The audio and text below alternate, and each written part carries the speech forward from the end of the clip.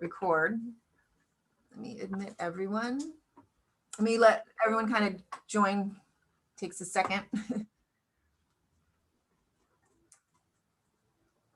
I'm going to give a quick spiel. Okay.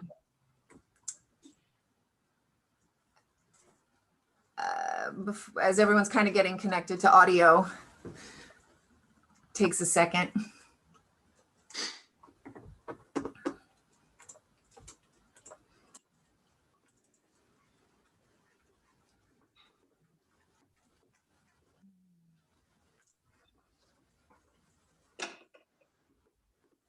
Okay.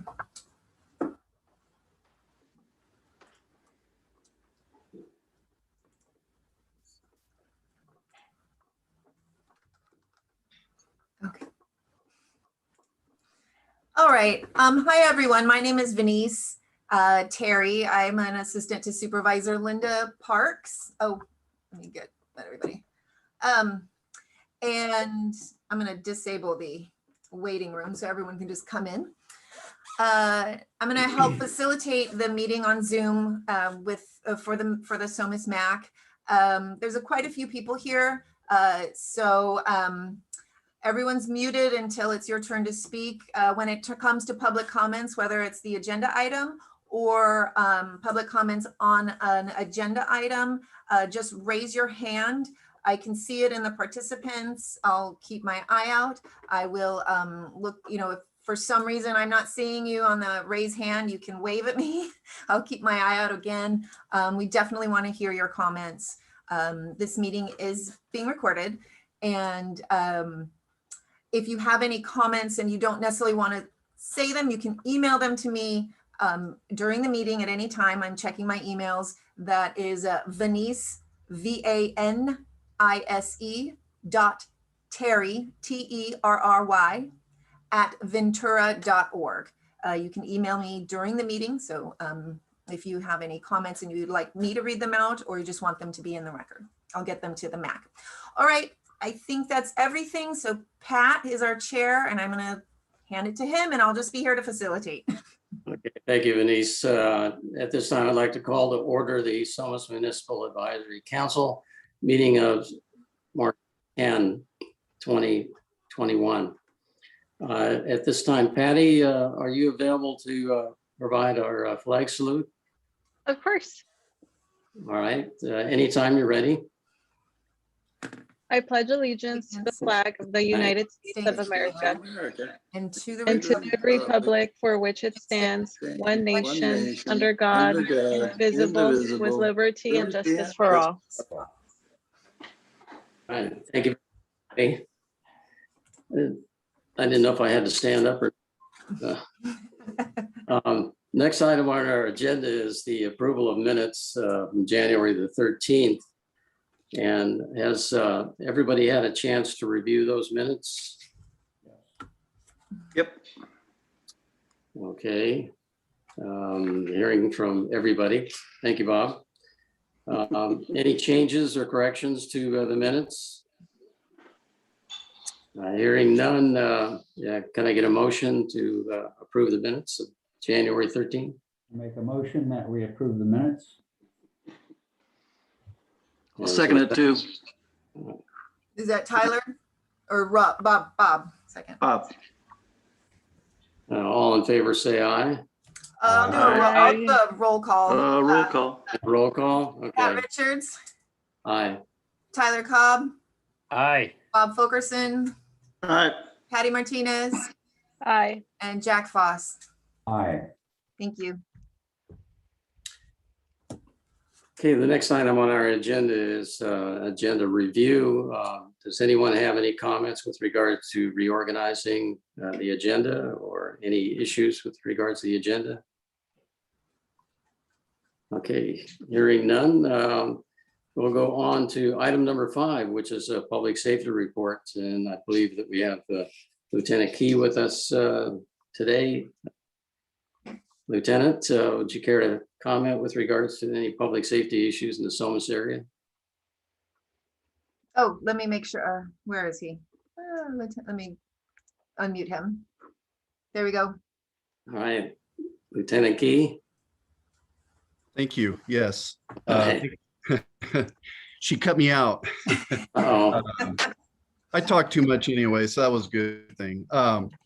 So on the last meeting, there was actually you requested an update on the slope stability project, and I provided you an email from Caltrans regarding that information that's going to take place between Sand Canyon and Balcom Canyon.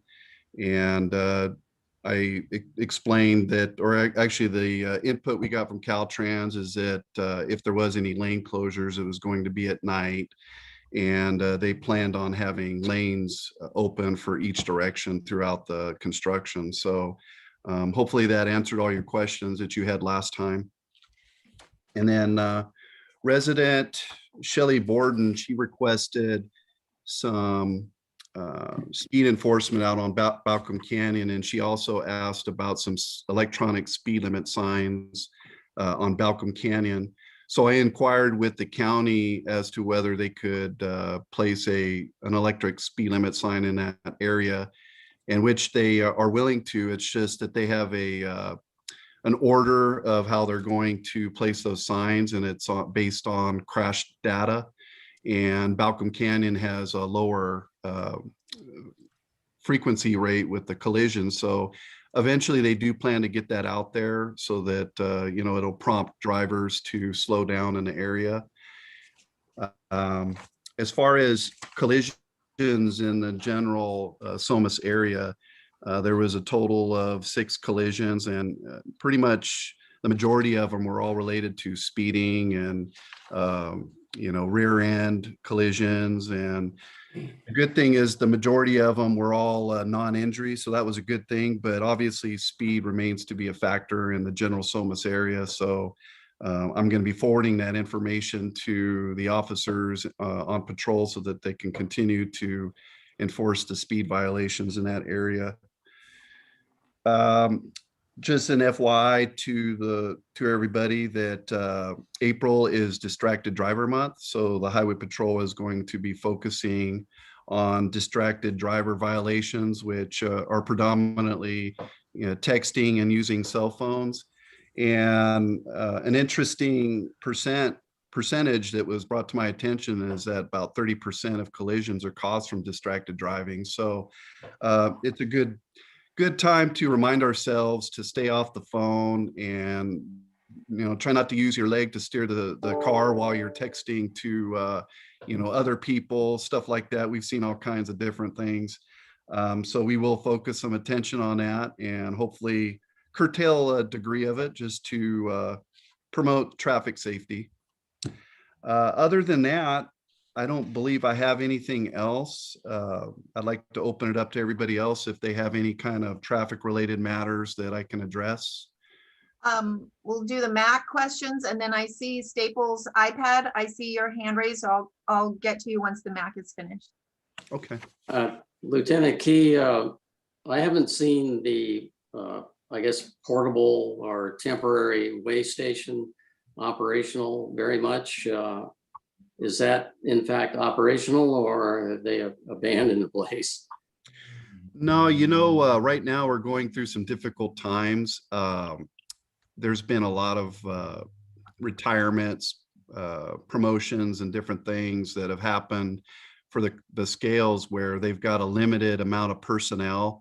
Unfortunately, just enough to staff their actual main scales, which are there on the 101.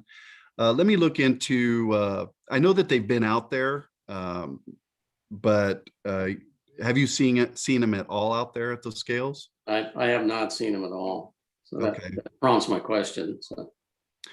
I've seen them, I've heard them over the radio working in that area, but I can double check to see what's exactly going on. But I do know that they've been having some personnel issues lately, and there might be certain days where they're not staffing the scales there, but I know that they still are because I've heard them. But I'll try to figure out if the frequency and see how many days they're missing each week. Okay, I'd be curious also on their statistics on basically vehicles they pulled over for I guess mechanical violations or something along that lines. I have some statistics from several years ago, but nothing current. Thank Okay. you very much. Yeah, no problem. Any other MAC members? Okay. So Staples iPad, I've asked you to unmute. Hi, this is Shelley. I'm Staples iPad. Okay, I thought so. So Lieutenant Key, has there been any kind of speed patrol on Balcom Canyon left over kind of from our last meeting? Yes, actually in January, we had a tactical alert and I asked our officers, we had actually additional officers on the road to address any issues for the inauguration. And, you know, the traffic, unfortunately, if we don't hit it right out there, we're not going to see a whole lot. But I did ask our personnel to address the traffic out there. Okay, so do we know when they were there, how many tickets they wrote, what they You know, were for? I didn't get that information. I apologize for that. Okay. I will make sure in the future to make sure that we've got a complaint that's actually, we write up complaints normally and write it down so that I can present that to you as just so you know what's going on. So yeah, I apologize for that. I didn't do that in this case, but I can guarantee all the future ones, I will have that for you so you can see what we're doing. Okay, no problem. Yeah, and we're now into March, so I don't know how often you're thinking maybe somebody should be out there kind of watching things, but you know, certainly the peak hours where people are going to work, coming back from work. Yes, certainly. Yeah, I will make sure for the next meeting, I will present you a one of the complaints that we have and the specific days that we worked out there and what we came up with.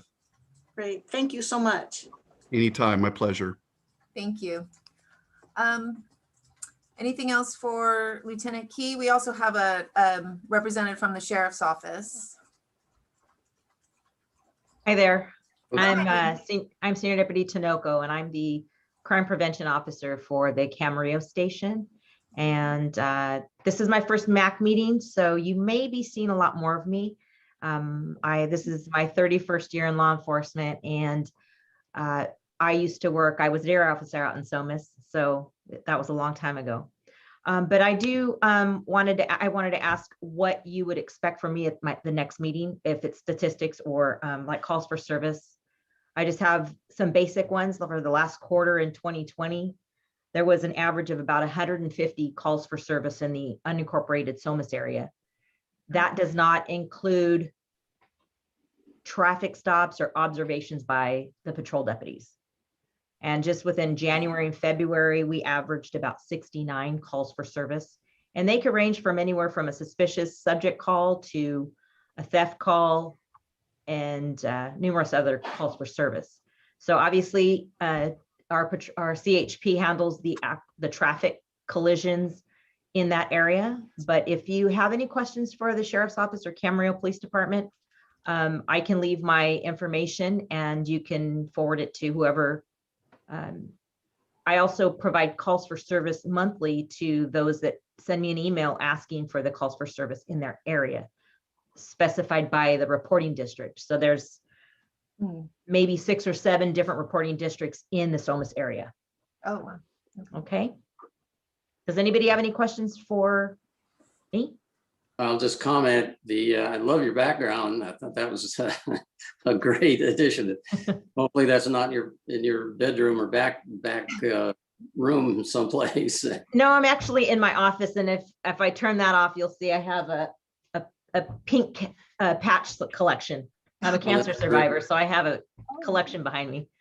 One of the things that the Somis residents continue to ask about are burglaries, break-ins to cars, theft of orchard equipment, that kind of thing.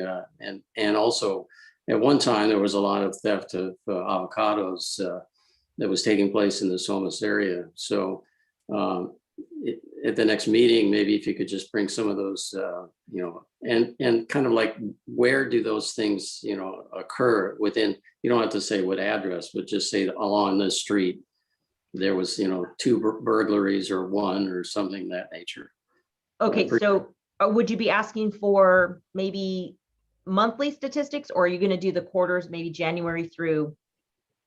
I can leave that up to you, but I think quarterly would be sufficient.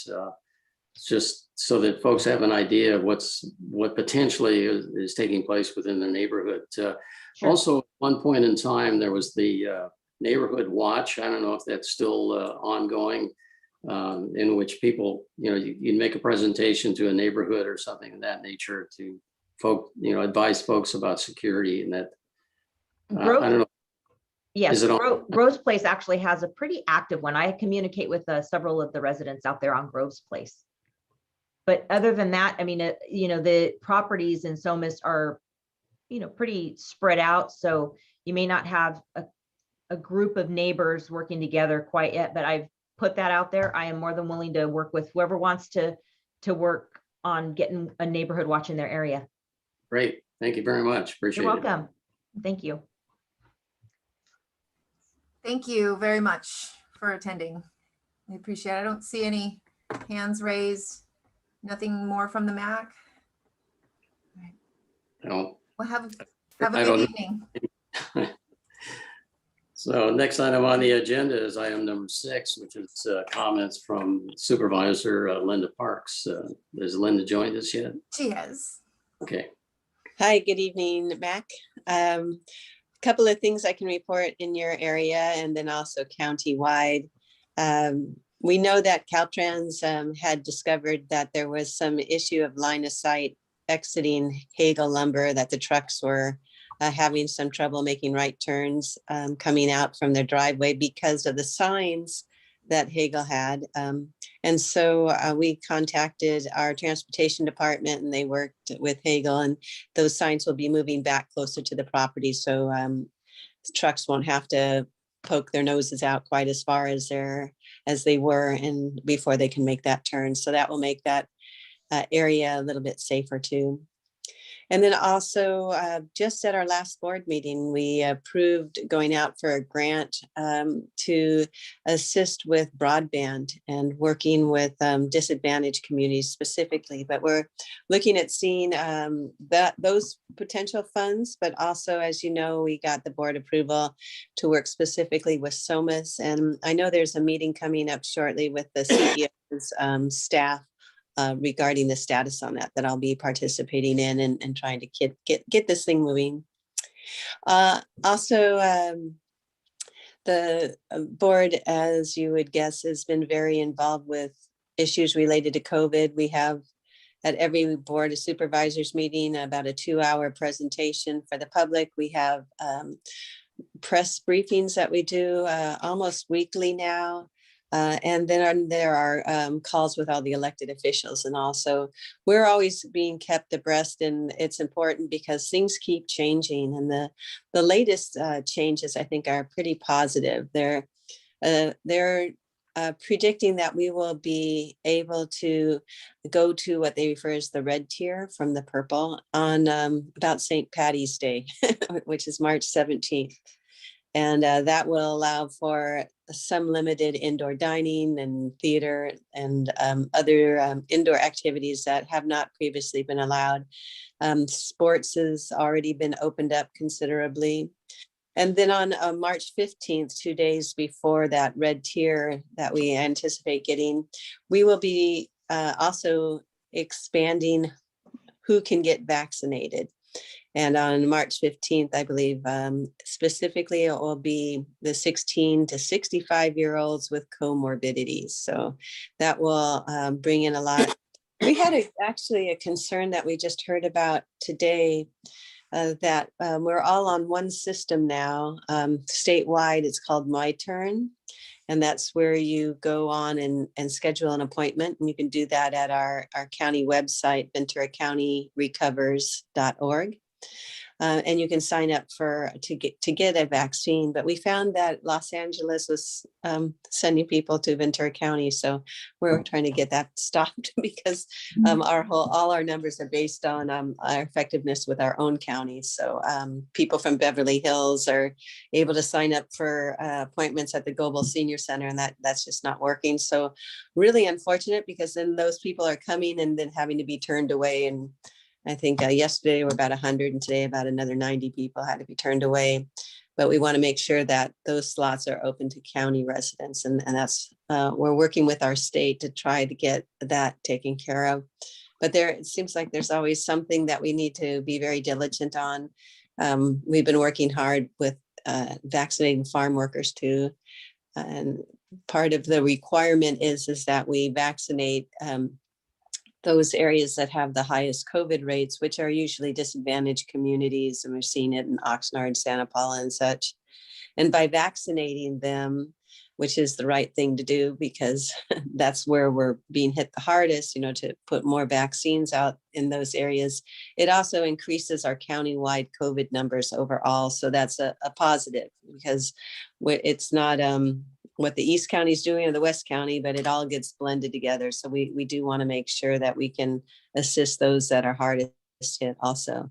But overall, I'm pretty excited with things opening up next week, with more vaccines now coming to everybody, as long as they have some bit of comorbidity, which is very specific as to what those things are, like asthma and such. I think that we are really looking at opening things up, and it's just a matter of weeks. We've waited a year. The schools in my district have been able to open up to, and the superintendent of schools, Cesar Morales, for the Ventura County schools, said that all teachers will have access to vaccines in March, and all schools will have the ability to open up to some extent. So that's all positive. We all are very happy to see that. The farm worker housing project was approved unanimously by the Board of Supervisors. So that's for your later agenda. Oh, okay. I'll hold off on that. But I just, that was not going to change. The board was definitely going for that. So we'll talk about some of the conditions that we worked on to make it a better project. And I'm open for questions. So I'll start with the MAC, and then I'll open it up for the residents. I see your hand, Shelley. Anything from the MAC? Yeah, I have a question for Linda. Is the county at all concerned with the new, I don't even know what to call it, the new plan for opening up has to do with case rates and all that, like the old plan did, but now it has to do with the amount of people that are getting vaccinated as well. Is the county at all concerned that that's kind of a new twist that we seem to be very behind on, whether that's people that, whether we can't get enough or whether people just aren't choosing to get it? Because I know in the farm worker side, they're having a hard time finding enough arms for the shots, and the people that are willing to take it. Is the Board of Supervisors concerned that that's going to keep us from opening up faster because they're not getting enough shots in for the county? There's two ways that we will qualify. One is related to vaccines, and that is a statewide number. I think it's a little bit over 2 million. Once the state has hit over 2 million in these disadvantaged communities statewide, they will lower the percentage that we need in our cases. Right now, we're hovering around 9 cases per 100,000. 10 will do it after we get that 2 million. So that's nice. So we will already qualify for that. And in our county, we have 24% of all eligible people who can get it have gotten it. And statewide, that's 18%. So we are doing better than the rest of the state in terms of the percentage of people who are getting vaccinated.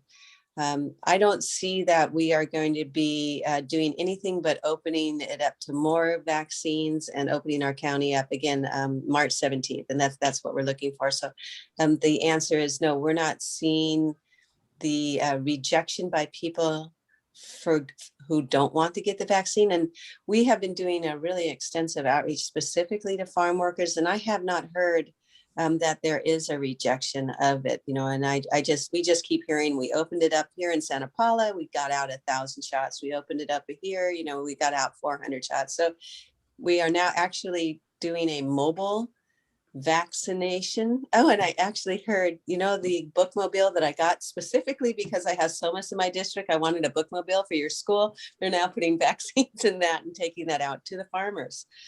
So there is a lot of good work in doing that outreach. So we are not concerned that we are somehow disadvantaged, both in either because of the vaccines. Testing also, you know, not as many people are getting tested, but we have also one of the highest testing rates. And the more tests that we give also allows us to get a little bit of a bump up in our caseloads. So they're directly related. And so it's good that we are getting as many tests out too, but I can't help but feel positive in the fact that, you know, here we are just days away now before we can start a significant opening and of activities that have been shut down, and including indoor restaurants to I think 25%. So it is really good to know that it is happening now instead of waiting months where it's a matter of weeks, and in some points we're just talking about a matter of days. Any other questions? I just had one quick question. Linda, you mentioned a grant for broadband. What is the next step in that process? You know, it's working with the Workforce Development Board and an organization called Steps Across America or something with America in it. When we get that grant, if we get that grant, it will be hundreds of thousands of dollars, and it will be used to assist people and to apply for jobs. You know, that's another thing that you need, particularly with COVID too. You need that internet connectivity, but it's just another source of funds that we can use to help get broadband out into the community.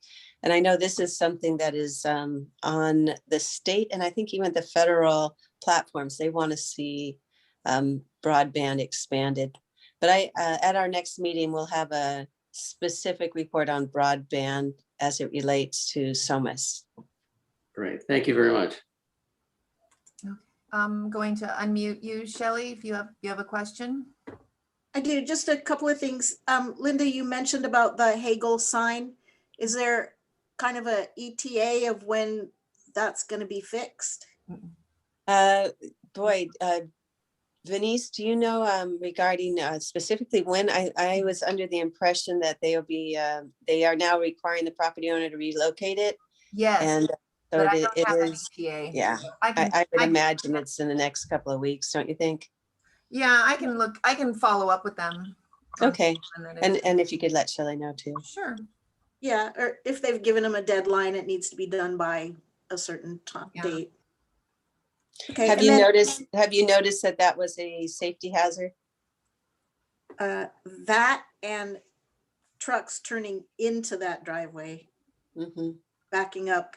Oh, okay. And I not until the next agenda item on this, but they are talking about putting a traffic signal in that vicinity too with the housing project. Oh yeah, well. Okay, and then my other question was the vaccination appointments. I did happen to go online today to kind of poke around, and I didn't see any places in the Camarillo area where they're offering vaccinations. I saw Santa Paula and Oxnard and Fillmore, but I didn't see. They're actually, I know that the schools, their meeting conference center is a vaccination center. I was actually there with the governor last week. You know, he had a press conference right from there, but that is a vaccination site. It might be, I don't know if it's specific just for teachers, but yeah, that is an open site. Venice, did you have some of that? It's the Office of Education on Adolfo. Right, thank you. Okay, because it's not posted as a And vaccination. like it may be for teachers. I'm not sure if that's, you know what, I don't think it is, but at any rate, there is a site there. Whether it's specific to a certain population, I'm not sure of, but we have vaccinated, I think, 2,000 of the 4,000 teacher and staff and educators and all of that. So I would imagine that site's going to have more availability too. So you may be seeing that, but we'll also let you know if there is another site in addition to that one. Okay, so is anybody kind of championing for Camarillo area to have a site specifically that you could book to? The supervisor in Camarillo is Kelly Long, but as I said, there is a site in Camarillo. It may have opened up initially just for teachers, but it isn't closing. So I anticipate that it will be continuing to offer in that area, but let us get back to you on that. Okay, thank you. You don't have your phone? You know, it's interesting too. We have people from Oxnard going to Thousand Oaks for the shot. We have people from Thousand Oaks going to Oxnard to get the shots. And sometimes people feel that grade is this huge barrier.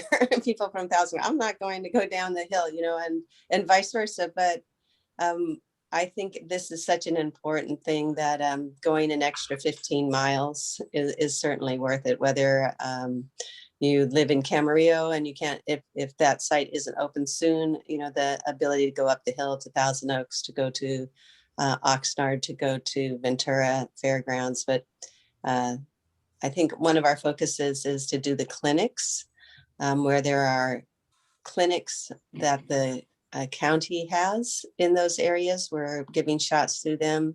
We also give the vaccines to the pharmacies. So they are getting them and able to give them out too, as well as to, it was Vaughn's and or Routes. So there are a couple of the grocery stores that have pharmacies in them are also getting it. So they're getting out there into the community. And I think that's why we're seeing a, you know, roughly 25% of our population has been vaccinated who can. Linda, just a point of clarification. I'm due to get my second shot tomorrow on Adolfo in Camarillo. So I think they've opened that site up to other people. Mm-hmm. Yeah, because they, you know, there's not that many teachers to keep it, you know, just only teachers. And thank you for bringing that up. And then also, I think some sites, they may be saying we're saving this for the second shot. So, but they're also telling you, you don't have to go to the same place for your second shot that you got your first shot. But of course, you do have to have the same vaccine, whether it's Pfizer or Moderna. And we just got our first, I think about 4,000 in our first of the Johnson & Johnson. So it feels like it's starting to exponentially increase. So I am looking forward to all of us being able to get vaccinated, including myself and my staff and you. And so we're getting there. Thank you. Okay. Pat? Any other questions, Denise? Oh, you want to move on to the next agenda item? Not necessarily. Are there any questions? So were there any other questions? No. Because okay, I've asked Dr. Vaca to unmute. Okay, next item on our agenda is information items, and we have Dr. Vaca from the Somis School District. Dr. Vaca, are you with us? Yes, good evening to everybody, and thank you for inviting me. Thank you for coming. Thank you, Dr. Vaca. Always a pleasure. Did you want me to speak to the topic that was agendized, Venice? Sure, it was just, yes, an update for, yes. Absolutely. So as you may have read in the the paper found out from a neighbor, they did approve the farm worker project. Please know that we definitely are planning on keeping Somis School small. There's something to say about knowing every student who comes across our doors here. And so I've met with Chris Johnstone, Assistant Superintendent of Business Services for Pleasant Valley. And we do have a plan in order. We're going to be collaborating to make sure that we're able to house the students.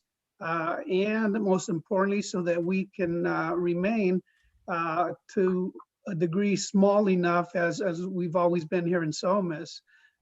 Also be assured that we have had nothing but support from Supervisor Parks and specifically Venice throughout the process. We've been well informed. We've met with the developers and voiced our concerns regarding specifically housing. We are a very small school, and thus we were, like I said, able to meet with Pleasant Valley. They're on board to work with us in order to house the students. And definitely a great time at our school. We just opened on Monday. We have school, our kids on our site. We're operating with two different groups. A group comes in on Mondays and Tuesday, that's Group A. They are at school from 8:15 to 1:15. And then we have a different group coming in on Thursdays and Fridays, also from 1:15 to from 8:15 to 1:15. And on Wednesday, we're actually doing some deep cleaning. And so the students are back online. We're hoping that everything opens up soon. I can only tell you how kids were extremely happy, as well as parents.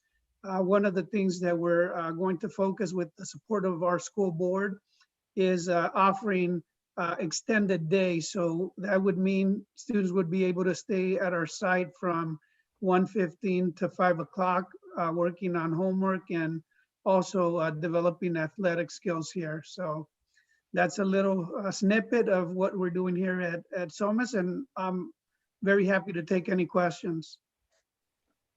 Yeah, Denise, Yes, ma'am. I have a question. What is the status of the school being relocated, a new school being formulated? I can certainly talk to that, Mr. Richards. We have a huge deficit of about $25 million if we were to relocate. So right now we're trying to work with our county as well as our state to see if we can modernize our school. I think that is our best bet moving forward. Unfortunately, like I said, that $25 million gap will not be covered even by state funds at this time. So we're at a standstill, but like I said, the plan for at least the next 3 to 5 years is to modernize our school, add 6 additional classrooms and a gymnasium for our local community to be able to access on site. As you know, our school serves as the local park, and I think that it's upon us to really be able to provide our students and our local community with that type of access. So we're working closely with Supervisor Parks as well as the Ventura County Planning Department. Is the state not concerned about the gas lines that run in close proximity to the school site? That's something that we're going to need to go back and address. We're going to have an expert come out and conduct a study. The last round, if you guys recall, they did demonstrate some concern. But again, the monies that were available from the state were nowhere near what it would take to open another school. Like I said, it's definitely a little disheartening. We're kind of between a rock and a hard place. We don't have funds to definitely move to another site. And yet, yes, you're absolutely correct. There is a pipeline that runs right through our schoolyard. So with that said, we're trying to be very intentional about finding out where we will be, because we definitely need to modernize our facilities. Our kids deserve a science lab. They deserve rooms that are definitely capable of running scientific experiments, as well as engineering and other activities. Thank you. Thank you. I see, is there any other questions from the MAC? I see you, Mr. Ramirez. Okay. If it's okay, I can open it up. I know there's a question here from Mr. Ramirez. I also, Yes, yes, my question is for Mr. Vaca. Mr. Vaca, in regards to the fall, do you guys have any idea when fall registration is going to open for Somis schools, considering the plan of opening up next week on a limited basis? Do you have any plans for that moving forward for the fall? Is that specifically for TK and Kinder, or is it for overall, Mr.? Yes. Yeah, we've started our registration process, so please feel free to stop by our office and pick up an application. We had a tea actually yesterday where we had an informational session. We're going to follow up with another informational session, hopefully this next month. Okay, you may want to update the website, because I've been trying to do that on the website, but I have yet to find it anywhere that has that specific information. So, but I'll stop by the school. Thank you. Yeah, no worries. I'm glad you mentioned the website. The county is actually having some difficulties with the online registration, and hopefully it'll be resolved within the next 2 to 3 weeks. But like we said, we're a little local school. Please stop by, and we'll even give you a tour of the updated restrooms and other facilities that we've been able to make in the last month. Will do. Thank you very much. Sure. okay. One question from Ms. Borden. Hi, Hi. Mr. Vaca. This question's for you, to start. The gas line, to kind of piggyback on Mr. Richards' comment about it. I'm not familiar exactly where it is or the details of it, but my question is the district or the state going to wait until there's some sort of leak or explosion before anything's done about it, some sort of catastrophe, before action is taken? We've seen it many times in this area where there has to be a catastrophe. People or children have to get killed before any action's taken. Is that being taken into consideration? Is somebody kind of stepping up and being a spokesperson for that gas line change? Yeah, the plan in the coming month is to actually meet with the gas company. I got in here into this position back in July 1st, and definitely that's been on my priority. So within the next month, we'll definitely sit down with the gas company and go from there. But as I said, we've reached out to the state. I've met with Mr. Corley, who works for the California Department of Ed, and he's very much aware of it. And so we're working together to try to facilitate, hopefully working in partnership with the gas company to hopefully reroute it. If they reroute it, that is the best case scenario for everybody. We definitely will be in a much better place to provide our kids with facilities that they deserve, quite honestly. You have a follow-up question? Yeah. Will we be able to get an update maybe next meeting on that? It'll be my pleasure to come back. Absolutely. If you guys invite me back, I'll come back and let you guys know how the meeting went. Great. Thank you. Oh, thank you. Thank you, Dr. Vaca. And if I could chime in too. Yeah. Yes, we have contacted the Public Utilities Commission. They investigated for us to see if there is a funding source to do the rerouting of the high pressure gas line. They came back and said they don't know of any, but took a good couple of months to get us back that information. I've also just last month sent a letter to our new senator in that area, Monique Limon, so she is aware. I believe that this is the only high pressure gas line under an elementary school in the state of California. And because it is also in a, kind of a environmental justice situation too, there really should be some attention to it and some funds to it. I've been, so that's the effort. I've been trying to do it from a political perspective of trying to get the legislature, the legislators moving on this to see if we could get some coordination. And the thing is that it is a private company, and that makes it a more difficult. They can't hand money to a private company, but there are also, what I was hoping for was some settlement money, for example, from the San Bruno settlement. There's some funds somewhere, but yeah, I'm continuing to look at this one to do what I can do. I think getting attention is really important. Getting our, a visit out there, I think would be good to get some legislators out to the school to visit. I think would be another good step, and just make sure it's on everybody's radar. It's surprising, as we saw with the few $100,000 that Senator Jackson at the time was able, with assembly member at the time, Monique Limon, to give to assist with well treatment. Sometimes they can just put something in a bill and the money comes. So I'm hoping that there will be some way, to find a way where they can get the funding to move it, because that to me makes the most sense. If we can just not have the line underneath the school and the community.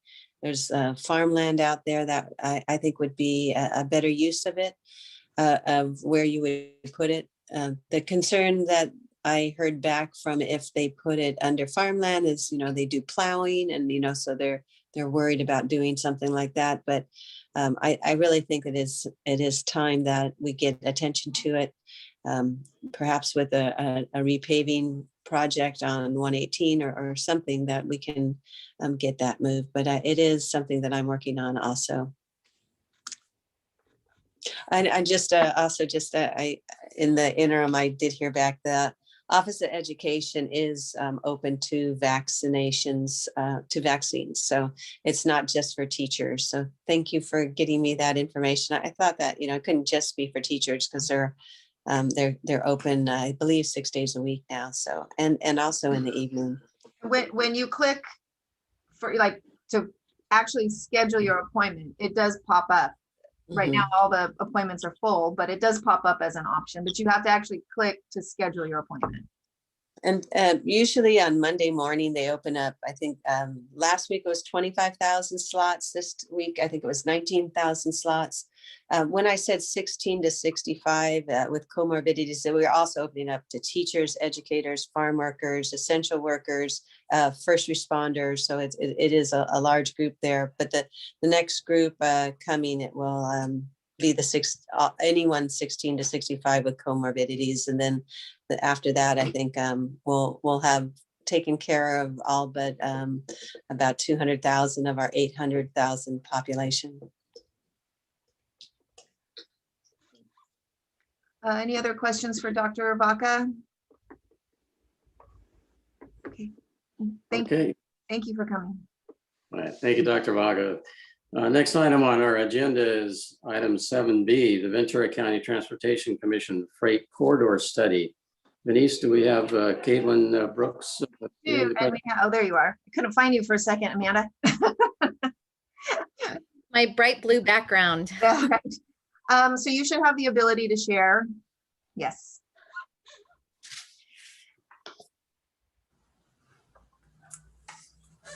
Okay. My name is Caitlin Brooks, and I'm the Program Manager of Transportation Planning for the Ventura County Transportation Commission. Amanda Fagan, our Director of Planning and Policy, is also here to answer any questions that you might have. And I'm here to give an overview of the Ventura County Freight Corridor Study. So the Freight Corridor Study is a joint study between 4 public agencies. We're doing it in partnership, so with VCTC, the Port of Hueneme, Caltrans, and the Southern California Association of Governments, otherwise known as SCAG. to identify and prioritize important freight corridors for safer and more efficient and sustainable freight connections. So we're talking with residents, business members, and community groups to help guide the direction of this study. So what is the freight corridor study? We're taking a really broad definition of freight, which is anything that's transported that is not people. So whether it's carried by trucks or rail to and from the port or farms or deliveries to homes and businesses, that's all encompassed under freight. And then under corridors, we're defining corridors as the paths along which freight is moved, such as roads or rail lines.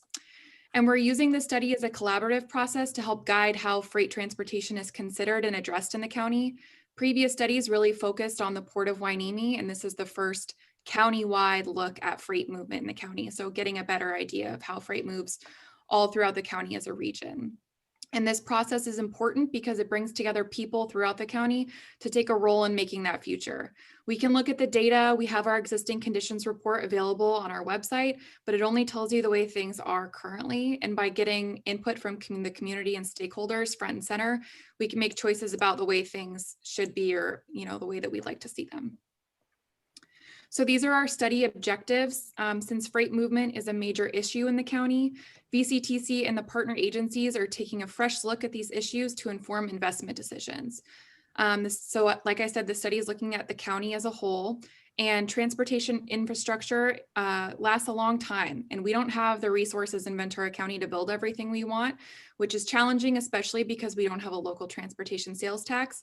So we want to have a really good understanding of the freight movement in the county so that we can prioritize freight investments with those freight movement dollars and promote the county's industry and agriculture while also being good stewards of the environment and mindful of the health of residents.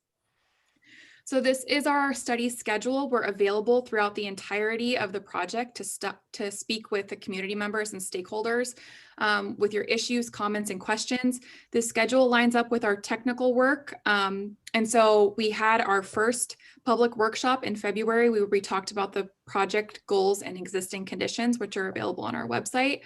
It gives us an idea of what does and does not work well on the system.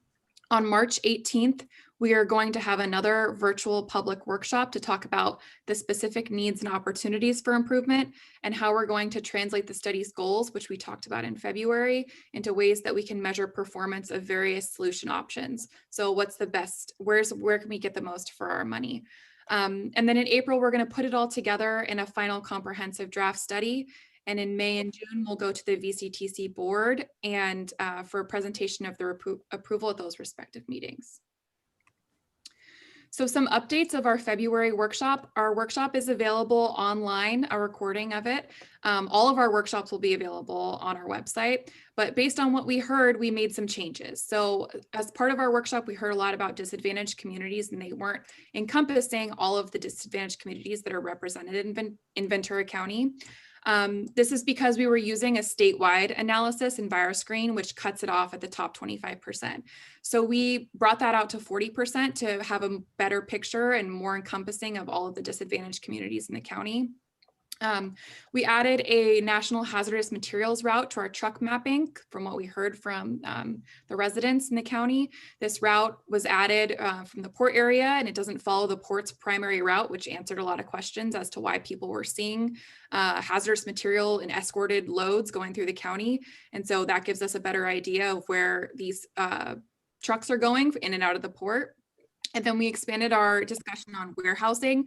There's been a lot of concern about the Amazon warehouses coming into the county. And so we're taking a look at the amount of square feet that's existing, which we have about 60 million square feet of warehouse space in Ventura County, and then the percentage of that, which will be the new Amazon facilities.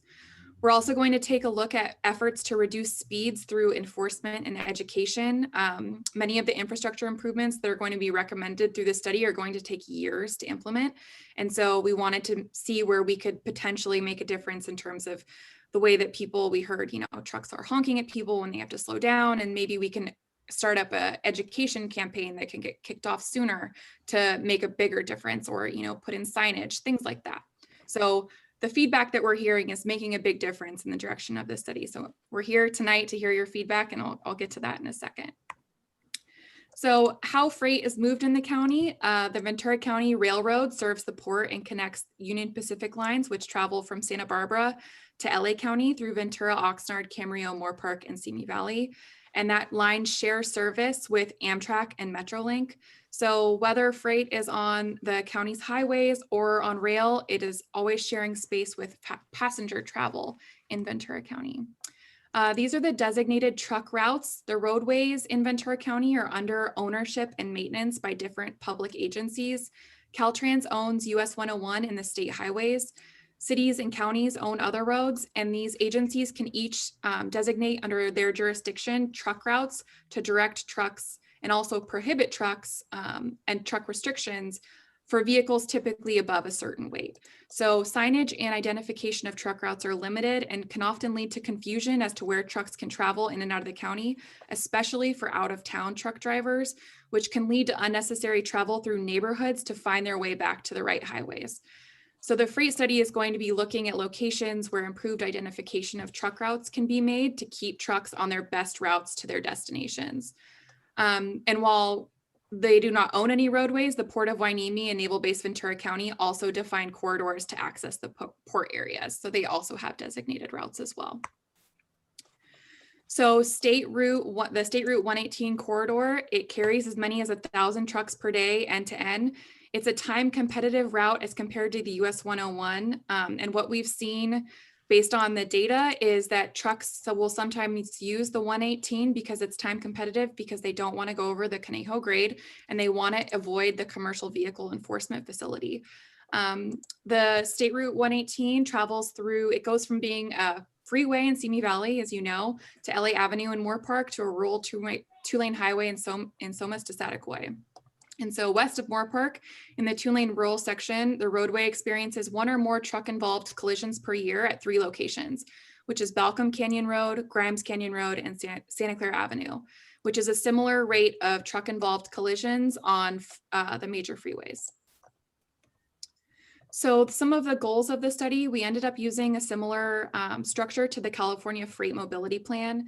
And we did this to closely align with that study's objectives to put us in line with the state priorities.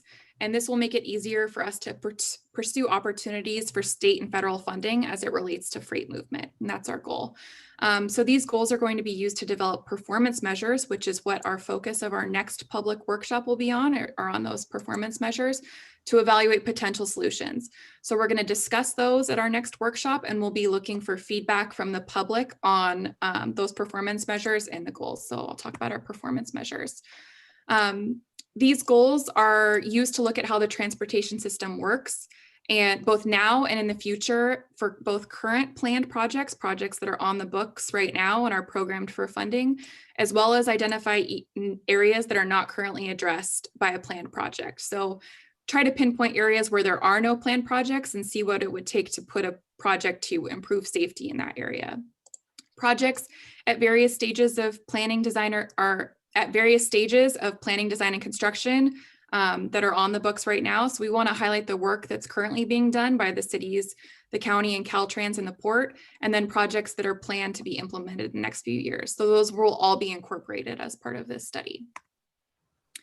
So we'll have draft performance measures posted on our website, which is goventura.org/VCFreight under the resources tab. They're not up there yet, but they will be, and they definitely will be by our March 18th workshop. And we'll be looking for feedback from the public. The performance measures take the goals of the study and break them down into detail to describe clear objectives as a way to measure and compare projects. So the intent is to help build consensus around priorities for the future of freight movement, because it can be challenging if there are different projects, let's say in terms of rail compared to truck traffic and freight improvements. So we want to be able to have performance measures which can objectively look at those projects. So we have some opportunities and vulnerabilities that we'll be looking at as part of our March 18th workshop as well, in the corridors that were identified in our existing conditions as where we see freight moving throughout the county, and where we've heard from residents that they would like us to take a look at and incorporate as part of our opportunities and vulnerabilities. So this is our specific to State Route 118 in Somis. It's a state highway and nationally designated hazardous materials route.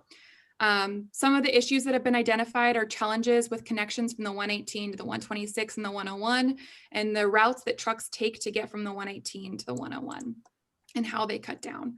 Some examples of potential opportunities are to make signal improvements or turning lanes. Another example would be to move forward with the commercial vehicle enforcement facility, which is on the books, but is not a fully funded project.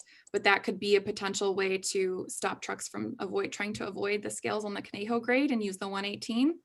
And we want to hear from you on the vulnerabilities and opportunities. And you can always set up a stakeholder interview to provide your comments or provide your experience on the 118 to us. And we'd like to hear from you tonight, so we have a better understanding of freight movement in this area. So this is our upcoming schedule. We have what comes up next. Well, since we're ahead of the public workshop in March 18th, on March 18th, we have a virtual workshop coming up, and you can register for that on our website. And the next step will be in April. We will have a final workshop with the comprehensive study, which we'll be looking for feedback on. And then, like I said, in May and June, we'll be going to the VCTC board and the Board of Harbor Commissioners. So that concludes my presentation. We're here to take your feedback. As I said, you can reach out to us for a stakeholder interview. We do them one-on-one, and it's a listening session for us to understand your concerns on freight movement. It doesn't have to be in a specific area, it can be on the county as a whole. And it can really help us address the challenges that the community is having as it relates to freight. You can also submit your comments or questions through our website, goventura.org/VCFreight. Or you can give me a call. Any of these ways, it'll come back to us and be incorporated into the study. And so I and Amanda, we're both available for any questions that you might have. Great. Thank you. So Amanda, you want me to unmute you, Amanda? I'll unmute you. So we'll start with the MAC, and then if any of the public has questions, just push the raise your hand button at the bottom. Denise, I have a number of questions, Sure. but I'd like to hear from the other MAC members first. Oh, I'm gonna mute you, Caitlin, just in case you want to jump in. Sorry, I muted myself. I have a toddler downstairs and she's yelling, so I thought if I Oh. muted, I would scare Okay. everyone. I didn't know I could not unmute after. All right, so MAC members, please.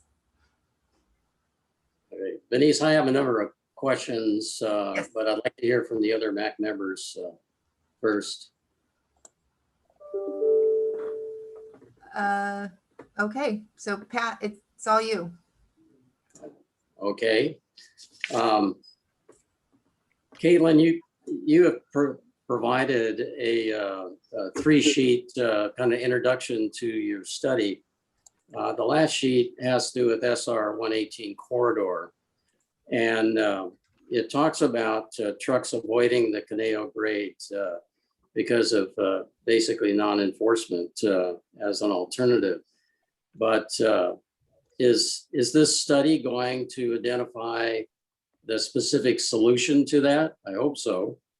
Also, you talk about in the text that between Moore and Somis as a 4-lane highway. It's currently only a 2-lane county road. I mean, it's basically leftover from 1940s farm road. You also talk about collisions, and you identify collisions at Balcom, Grimes Canyon, Santa Clara Avenue. But what about the collisions that take place at the Donlin Somis Road intersection?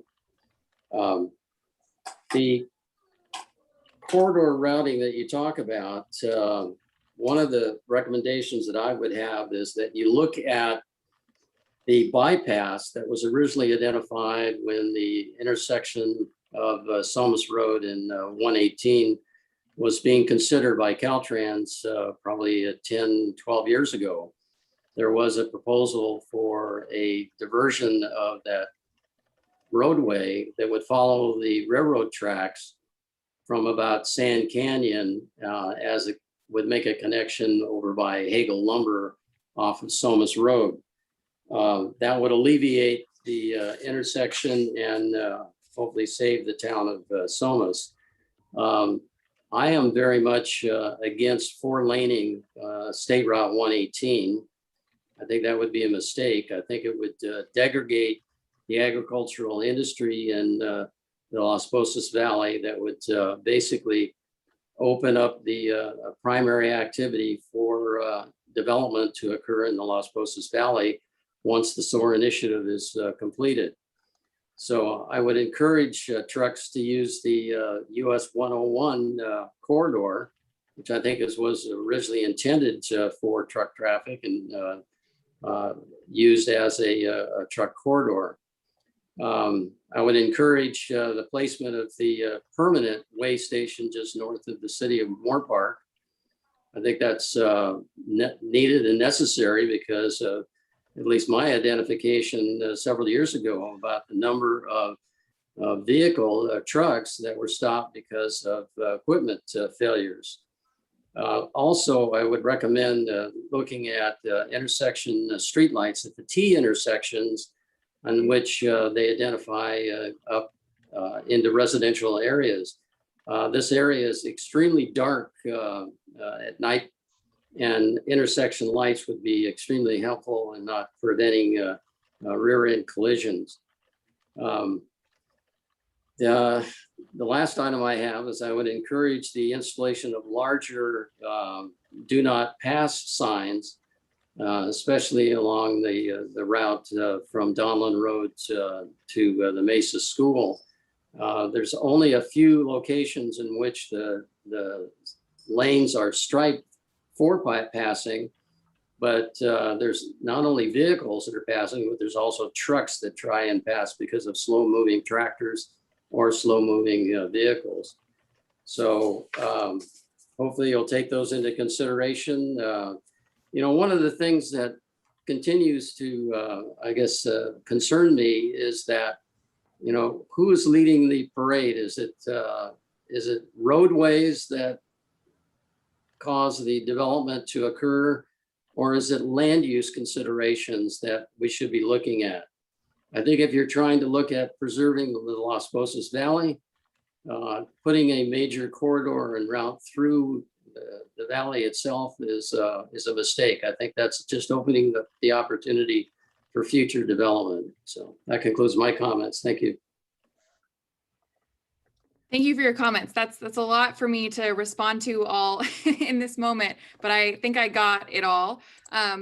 So I think as part of this study, we'll be taking in the challenges. And so one of the ways, something that you mentioned before was, wanting trucks to not avoid the scales on the 101. I think that's what we have been seeing is that they are using the 118 in that way. And so having Caltrans build out the facility near Moore Park would sort of deter trucks from doing that. And so that could be something that's recommended as part of a solution in this study.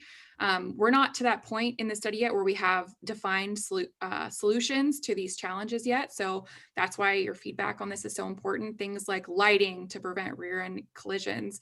And that's all huge to be incorporated in the study because that's not on our radar to that extent and those details. And so I think that's all really important for us to hear.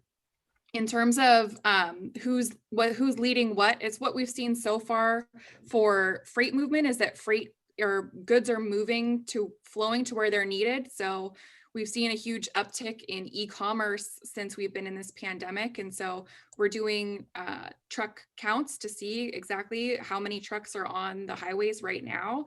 And I think whether land development is what's driving that, I'm not sure, but as part of the challenges that we're looking at in this study, I don't think that we're leading the charge with this is what needs to be widened in this area of the county. At this point, we're just trying to look at the challenges and potential opportunities and take your feedback. So even hearing that Somis MAC and communities are concerned, they don't want the State Route 118 to be widened, that's something important for us to know as well. So I don't have answers to all of your questions, but I got it all. I think I got it all down, and I can certainly reach back out to you as I digest it all. It was a lot of information. I hope you don't lose the bypass. No, bypasses. And that's the bypass I'm not as familiar with. The fact that it was, 10, 12 years ago, it's before my time. I do know that it was proposed at one point, but I don't have the specific details. So that's certainly something that we can take a look at as well. Thank you. Are there any comments from other MAC members at this time? I do have a comment from a resident. Oh, Supervisor Parks, and then I'll get to you, Mr. Ramirez.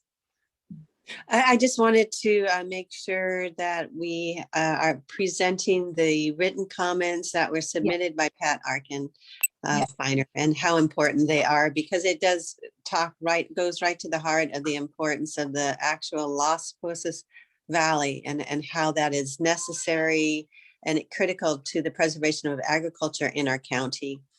And her concerns regarding air quality certainly echo mine too, to ensure that we don't go and expand the amount of pollutants by expanding these trucks, which often have high diesel emissions into other areas.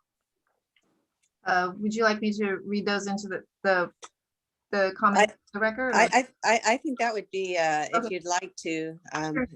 It may take a couple minutes, but she did submit them, and that's how we typically do our public comments.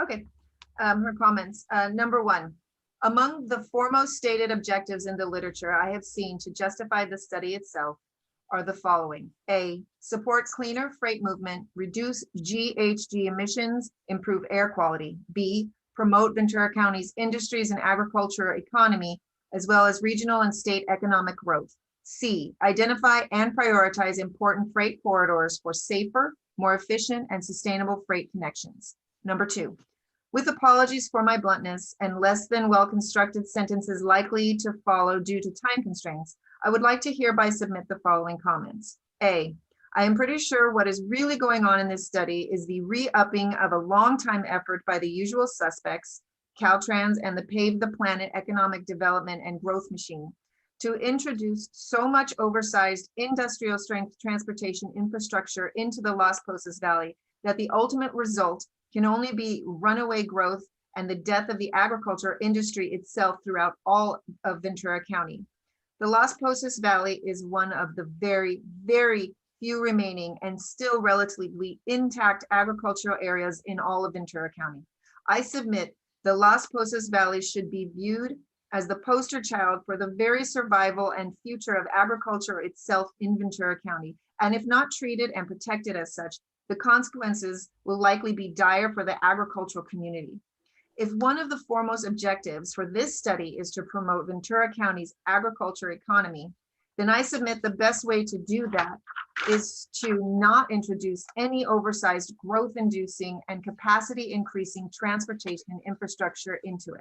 B, likewise, if one of the stated goals is to improve air quality, then I have a difficult time understanding how the creation of a third major east-west truck and traffic-inducing corridor, in addition to the already existed east-west 101 and 126 corridors, does anything other than just induce more particulates and exhaust and dirty air into a whole new section of Ventura County that previously hasn't been suffering from that.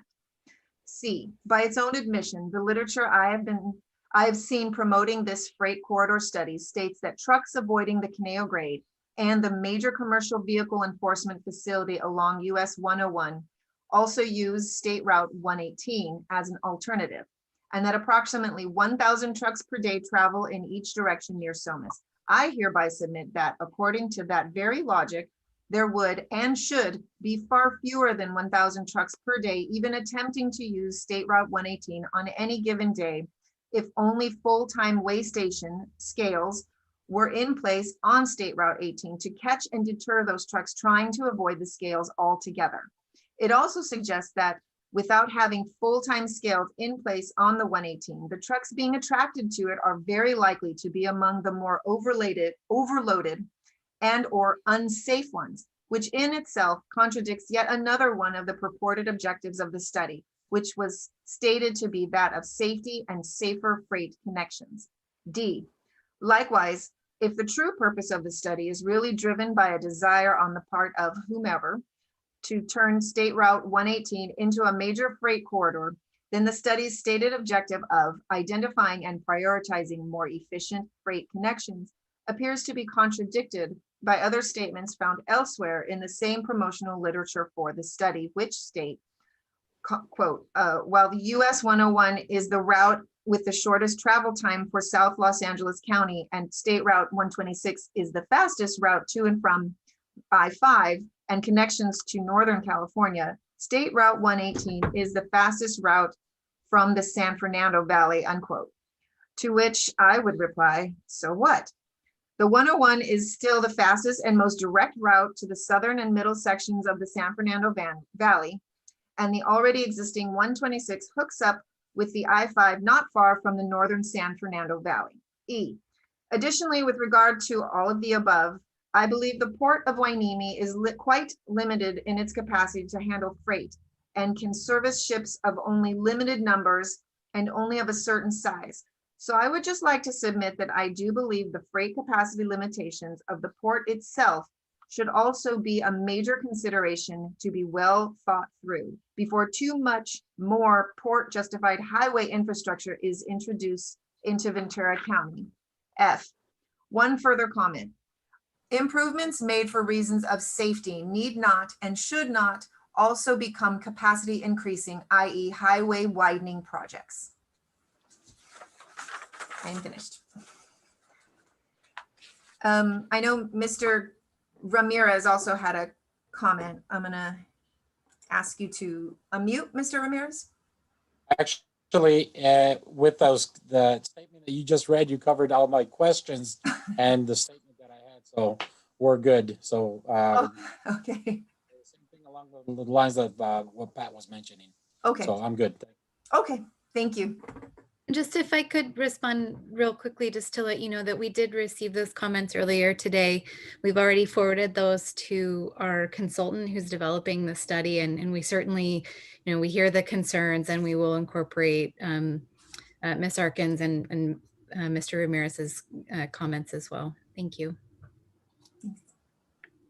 Oh, let me see if there are any other. Oh, I do see a hand. Oh, sorry, Linda. And oh. I just want to say thank you for reading that. And Pat Feiner-Arkin, who wrote them, was on our Municipal Advisory Council, part of the founding members of that council, and was there for a few years. And appreciate her leadership and work on Save Our Somis, which has been instrumental in the preservation of the Las Cosas Valley. Thank you. I have a comment from, I'm asking you. Here we go. Here we go.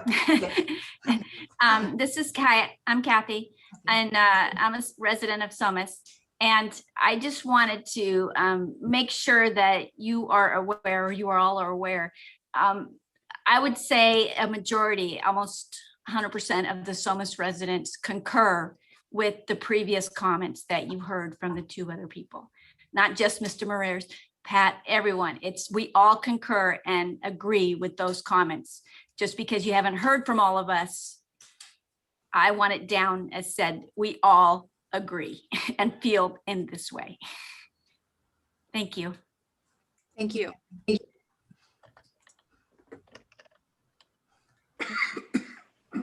I'm not seeing any further comments from the community, Pat, or MAC members. Any other comments from the MAC? Any other? None here. Okay, yeah, no, I don't see any more hands raised. All right, so then we'll move on to the next on our agenda. Thank you very much for all your comments. And thank you. And you can always go to our website and send me an email. It's not too late. If you come up with something later on, we're available and open to hearing all of your feedback. So just reach out. Can you send me the PowerPoint you presented? Is that something, and I can get to the community? Definitely. Great. And also, I just would mention that I'm on the Transportation Commission and that the website is goventura.org. Thank you. Okay. Thank you. All right, thank you. Nice seeing you, Amanda, too. But good report. Okay, I saw Ron earlier. We have Ron Kaczynski. Yeah, I see Susan. Where did he go? There you are. Okay, item 7C on our agenda is the status report from Caltrans regarding the State Route 118 restoration project. So, Mr. Kaczynski, are you with us? Oh, sure. Can you hear me? Yes, I can. Oh, wonderful. I hate saying that because everybody always says that. First of all, I'm disappointed I can't be there visiting that bucolic community that you guys are keeping so nice and pristine. And but it's on the other hand, it's a long drive. So it was just I looked at my schedule, and what happened was in March 11th, a year ago, was the last time I was actually there.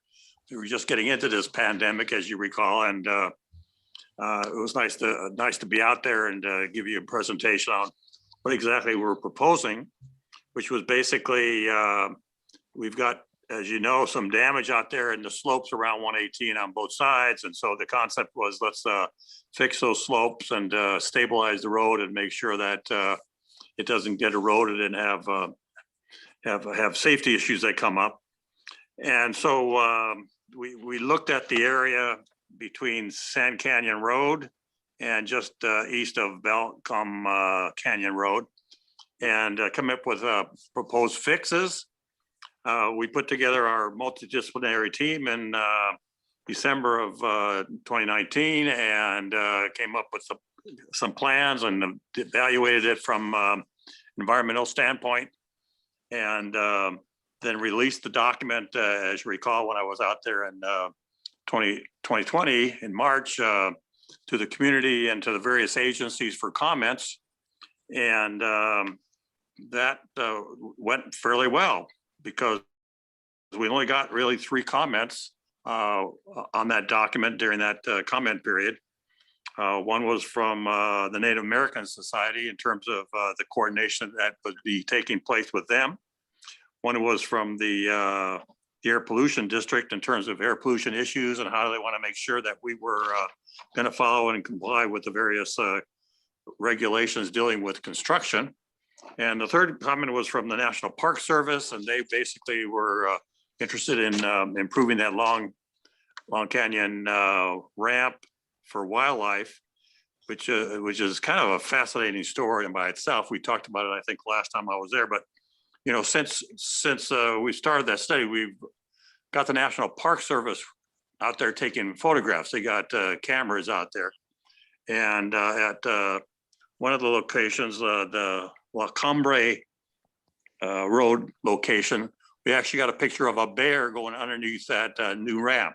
So you got all kinds of wildlife out there. I'd be careful at night. We got and we got some pictures of mountain lions at the Long Canyon Road. So aside from the usual raccoons and coyotes and things like that, those areas are being really well used, and we're very happy about that. And we're looking forward to continuing that interaction and allowing the wildlife to safely go underneath that road and reduce accidents. So what happened was then we addressed all these comments that came in. We finalized the environmental document in January. I signed off on the document on the 15th of January of this year, and we just completed the engineering report and approved that as an agency. And how this works basically is that, you know, we designed at the environmental phase, we designed it to about 35% of the information, because if anything comes up that we miss, we want to make sure that we're not doing a lot of extra work that has to be redone. So now that the environmental document's done and the project report's been done, they're going to proceed with doing the final design, and that's starting at the end of this month. And that should be finished in I don't have a finishing date. Sometime probably in 2023, because construction is supposed to start in September of 2023.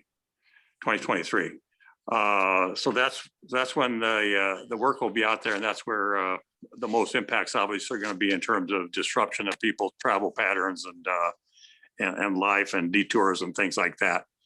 So that's kind of an overview of what's happened and where we're going. And I just like to say in conclusion, it's always, like I said, it's always nice to be out here, and I kind of reassure you pretty confidently that that Caltrans has no intention of widening 118, of doing any improvements that increase capacity out there. Our focus really is on safety issues. Our focus is on looking at alternative modes of transportation, trying to get people, to use their bicycles and use transit and things like that. And of course, with this pandemic, we've all learned that staying at home in our pajamas all day and talking to people on these Zoom processes and things it's really pretty darn efficient. So we'll see what happens once this pandemic is over. I know I've got my 2 shots here. The last one I got was Monday. And so and you guys are doing a really great job out there in Ventura County in terms of getting your population vaccinated. So I think that, it's anybody's guess really of what the future is going to bring in terms of travel patterns.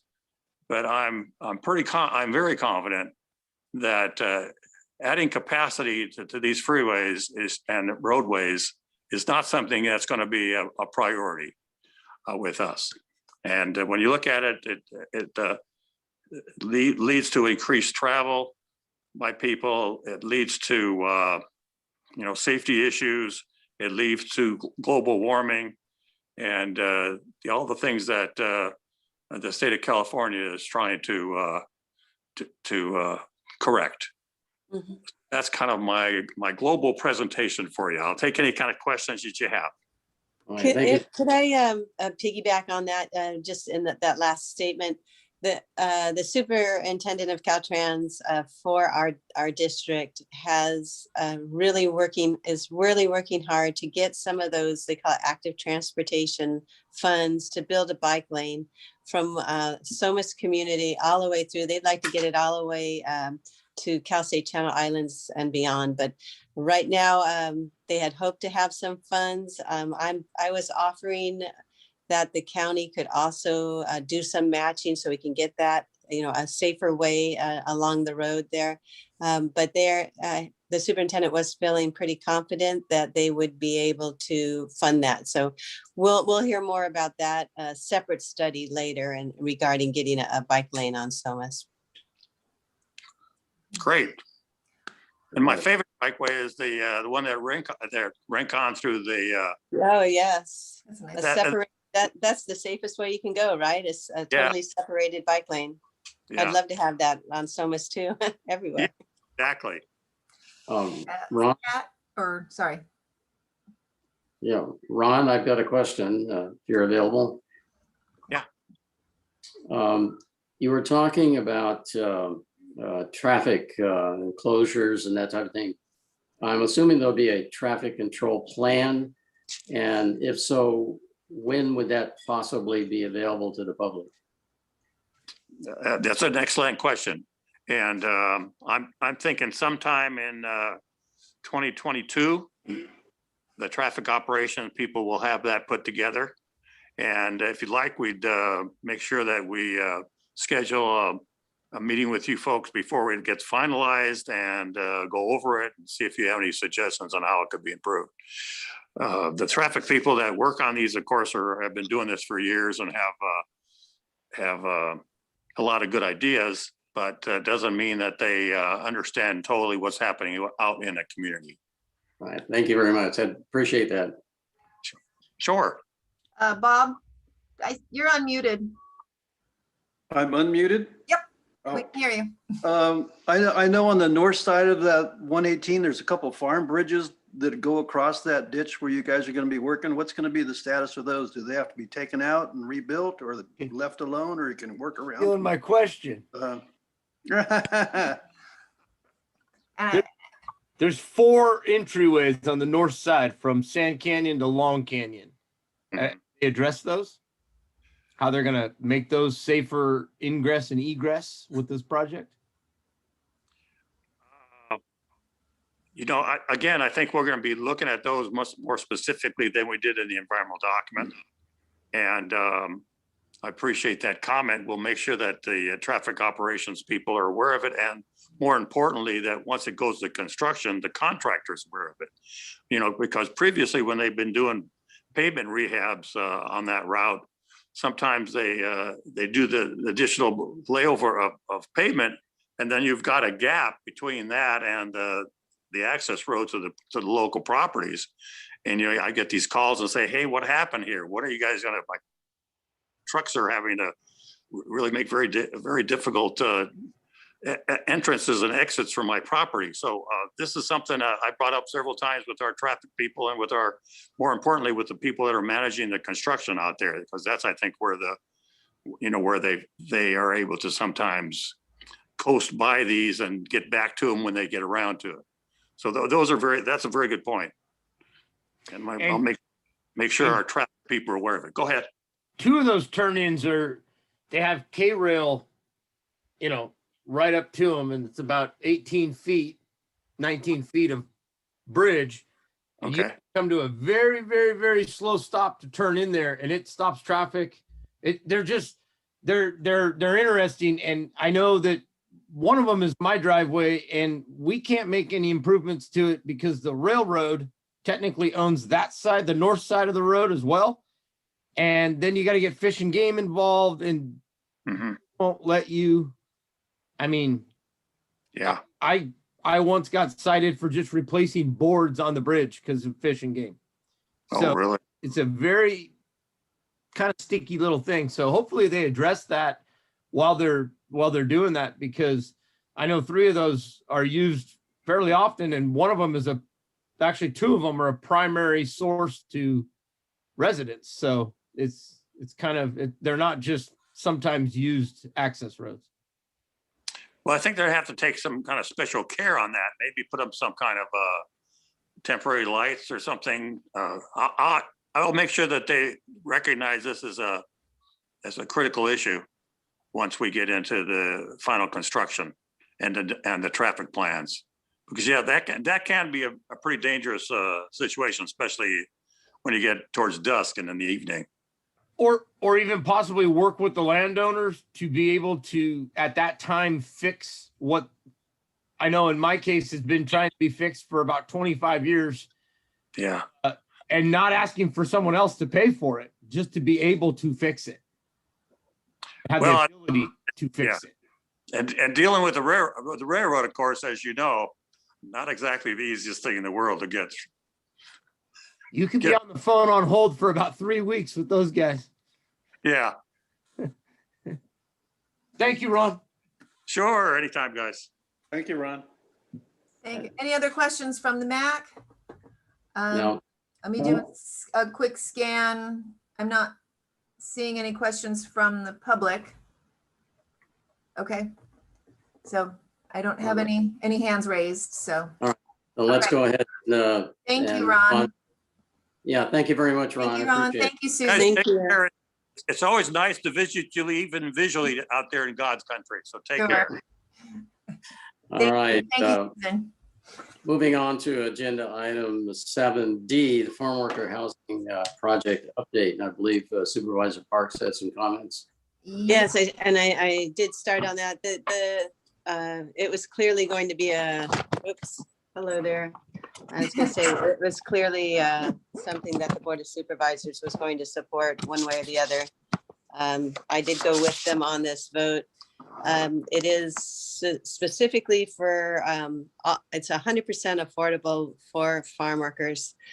And I think it's called the Somis Farm Worker Housing Project, but I think I don't know if everyone is clear exactly where it's located.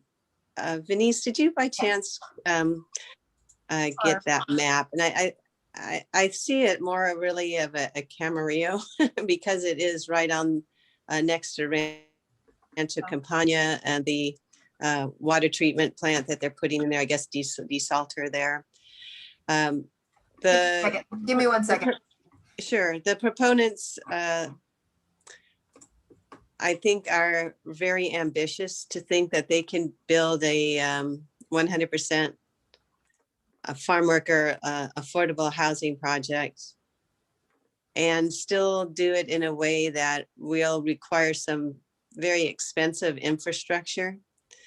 And during the meeting itself, they indicated that they would also put in a traffic signal. And, you know, I've since followed up on that. I thought they were doing that out of the kindness of their heart, but actually from a report that we heard, it is a requirement of Caltrans to put in a traffic signal there. So just so you all can see where it's located, obviously it's the hash mark surrounded by red adjacent to the high school. So I'm glad that it isn't, quote, in anyone's backyard in terms of the Somis community, but I know it is of concern. Some of the details that I don't know if they got much look at, but they do want to put in their own what they call packaged sewer treatment plant, where they will clean the water and then use the reclaimed water from that to water the fields. And I can only imagine that the water will be less expensive. The farmer, I believe, who's providing the land for the farm worker housing project would be the beneficiary of the water. So we'll see where that goes. So I don't know if it will have much impact on the waterworks district there, if they will be using reusing that water instead of what they're currently using. And so I think that area is mostly in well. But they may be hooking up though to the waterworks district for the potable water. I guess basically what you're going to have is a phase development, the first phase going in, if it pencils out. I'm really curious to see if they're not going to be coming to the board and others looking for funds for this, or maybe the state. But I don't think that there is funding available. But we'll see where that all goes. And it to me was the right vote, quite frankly, because I've seen a lot of projects. I've approved maybe 2 in my lifetime, 3 times that were 100% affordable. You don't get these very often. And for farm workers, it seemed all the more important, because our farmers, that is one of their biggest issues other than water, is ensuring that they have farm workers available. And the project itself looks nice, you know, so I think that while I would prefer that they hooked up to the infrastructure that the high school, for example, is all hooked up to, which is the sewer and water, we'll see where that all goes. It certainly would be a lot less expensive than, for example, building a $4 million wastewater treatment facility there, which would be run by the Ventura Regional Sanitation District. It makes so much more sense to just plug into the system in Camarillo. One of the reasons that they weren't doing it the easy way was because of actually SOAR. SOAR doesn't allow you to connect to city infrastructure, a city sewer system specifically without a vote of the people, because not wanting to have sprawl development. I had offered to, assist them with getting it on the ballot. I think if it did go on the ballot, it would be approved. It'd go to a vote of the entire county, and for a farm worker housing project right up onto the, city boundary, I don't think you would have too much trouble getting something like that passed, quite frankly. And of course, I am a director of SOAR. The SOAR organization separate from me, had decided that they don't want to challenge this because it is meeting the intent of SOAR in the fact that you can't change the general plan without a vote of the people. And the way the county processed this, they didn't change the general plan. Their general plan allows for farm worker housing on land that's designated agriculture. So I don't know if there was a legal way to be able to challenge that, but I know that the SOAR organization didn't have the desire to sue this because, one, I think there was the thought that it would probably get approved if it did go to a vote. And secondly, the county had a good argument in the sense that it didn't change the general plan. They allow for that on general plan designated land, farm worker housing, specifically, not other kind of housing, not other kind of affordable housing, specifically farm worker housing. One of the things, as I said in the in the meeting itself, they threw out there that they will put a traffic signal there. And I think that will help address some of the concerns that people were having. I think even there's another development, I think, on the other side of Somis Road there. So that will help both the safety features of the road, ingress and egress on that. A couple other things that they included in it, just to Dr. Vaca mentioned with the superintendent of Somis School mentioned, there's something called Quimby fees that developers have to pay for parkland.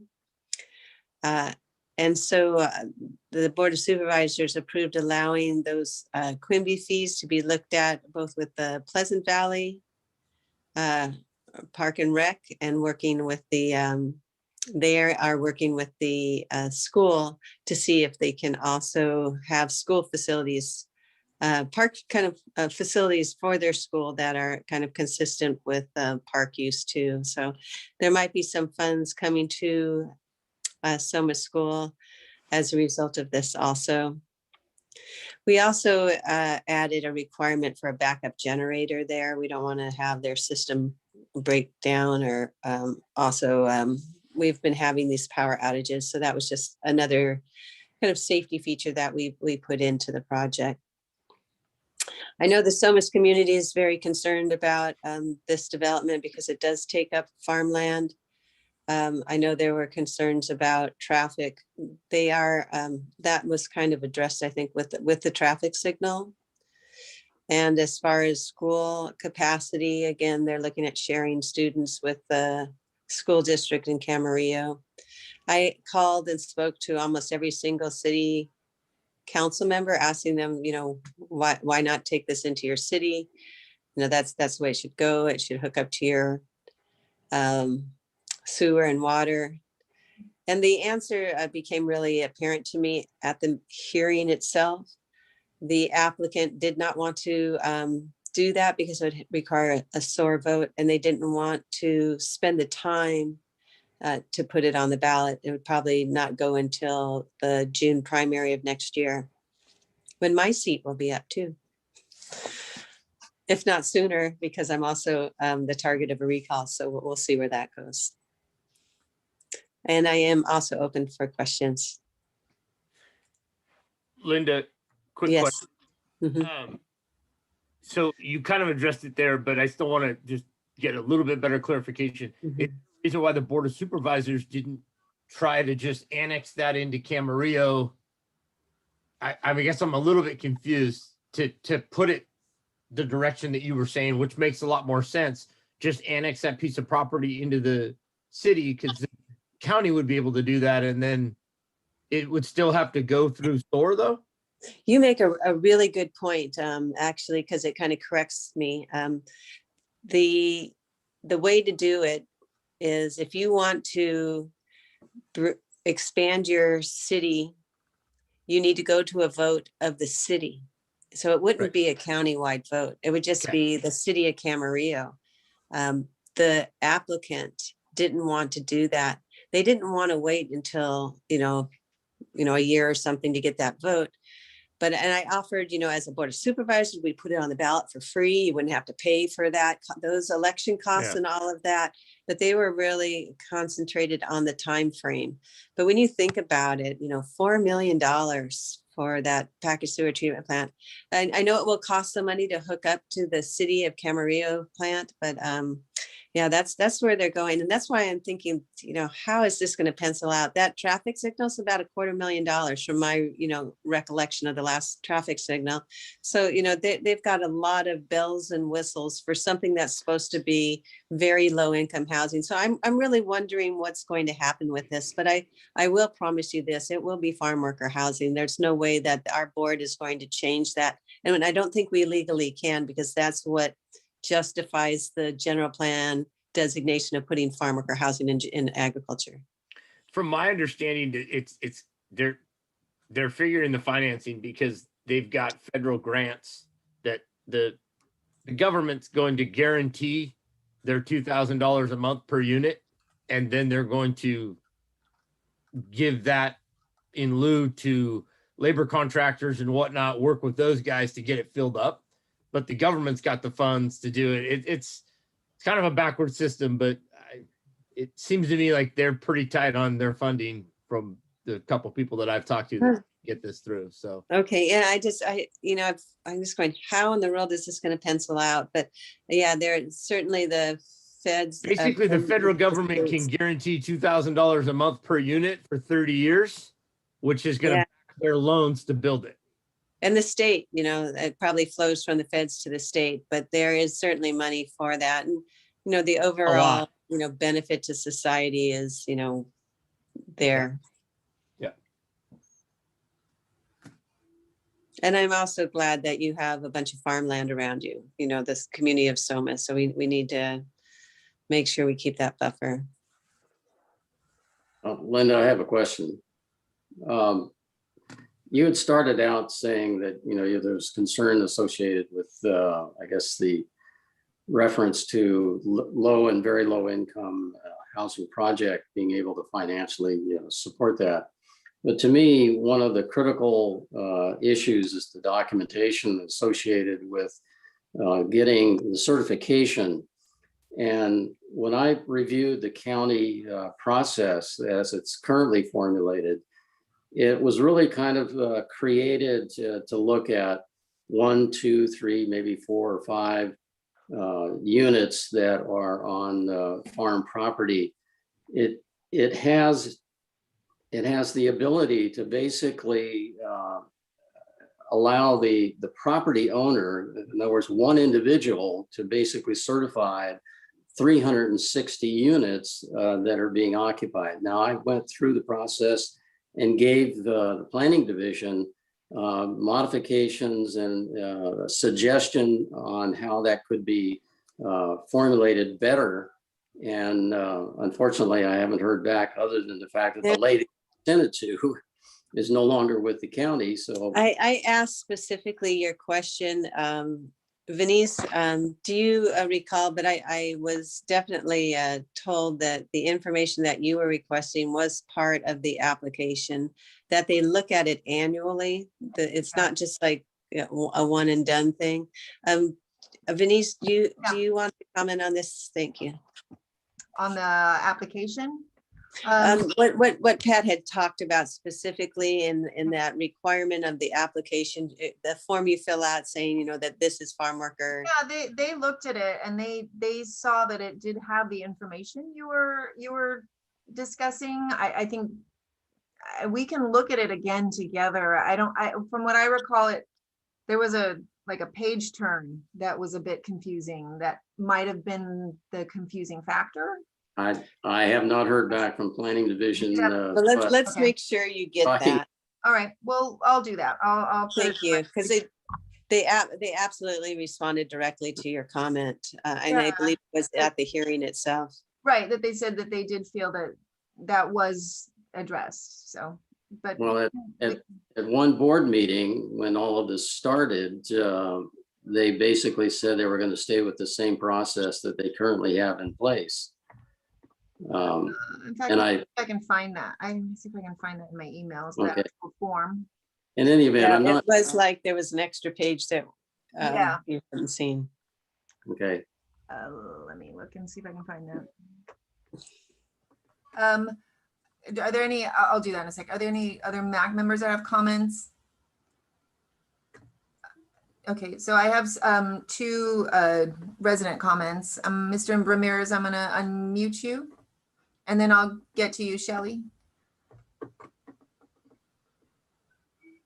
Thank you. So quick question for Supervisor Parks.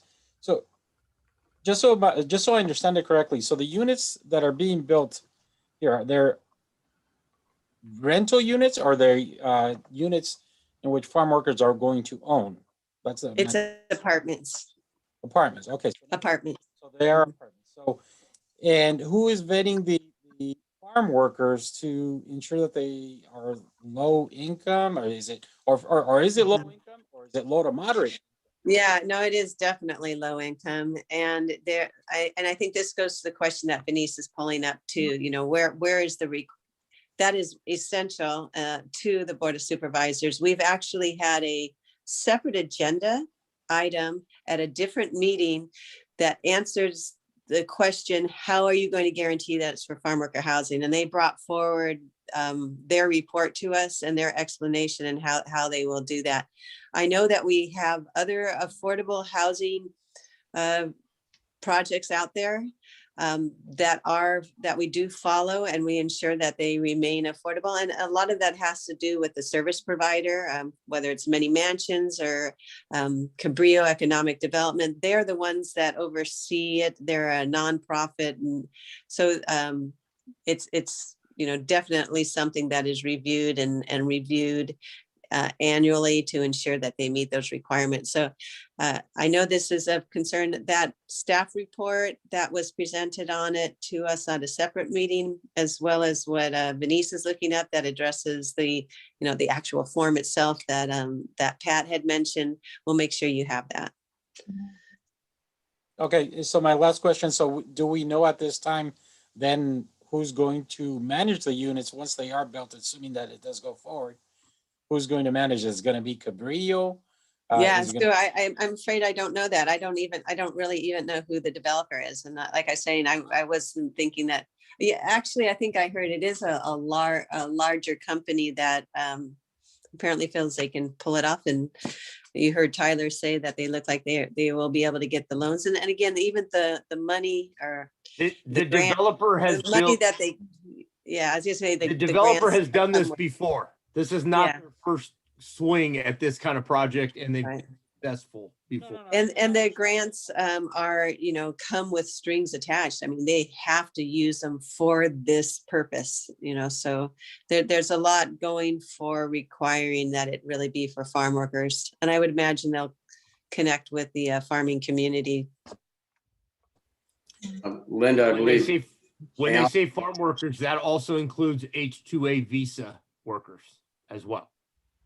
Right. Okay, that's my question. Thank you. All right, I'm Shelley Borden. I'm asking you to unmute. Well, I think we all have concern about the project. But what was the vote tally, Linda? When it was Yeah, it sailed through 5-0. And then to me, it was just like voting no is not going to do anything to this project. When I voted no on the hemp ordinance, because I'm concerned about the smell in the community, I was able to get them to make some changes to it. But I still, you know, I couldn't support it. And I think that helped to be able to get some changes to it. But there was nothing that I could do to change this. This was sailing through. It's something that people just felt was needed. And also the fact that it's right on the edge of the city, you know, next to the high school. So it's not really in anyone's backyard. And do we know how long this approval is for? I think the concern that we all had voiced was, at some point, is it gonna fall out of farm workers housing and the developer is then going to develop the property? Yeah, you know, it again, you would need a general plan change. You'd need to go to a vote of the people on SOAR actually, because it is a requirement in the general plan that if you're going to build in that designation, agriculture, the only thing you can build there is farm worker housing. You can't build apartments for non-farm workers. So, you know, pretty much the legislation that is out there right now, as well as the grants, they don't sunset. Oh, after, you know, 15 years, you can change it.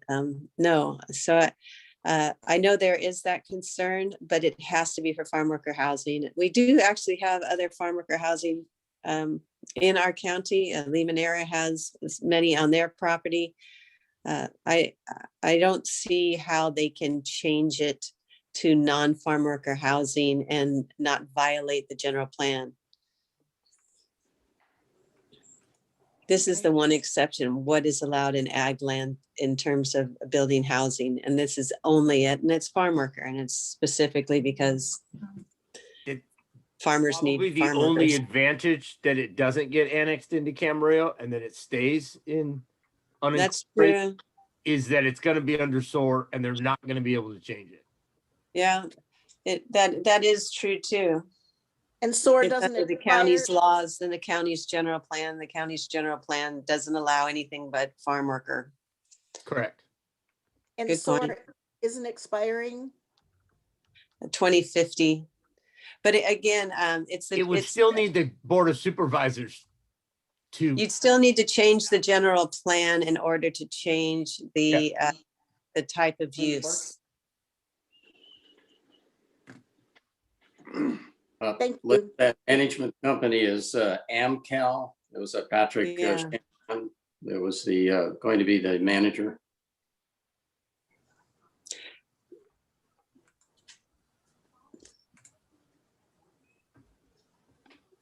Bob, did you have a question? Nope, I don't have a question. And Denise, just one more question, and on a different subject before we're done. There was talk about expanding the fire department there across from the post office. And I haven't, maybe I'm just behind, but I haven't heard anything about that project. Just to talk about later or next time. Well, that's not part of this agenda, but I can send you some information at a later date. Okay. Oh, yep. Thank you. Thank you. Tyler, what would you say is the distance between like the high school and Somis community? It's about a quarter mile or half a mile, or? I would say it's probably a mile from Somis proper. Right? You got to go all the way through the Bell Ridge, and yeah, I'd say so. About a mile. It's 3/4. Look, there you go.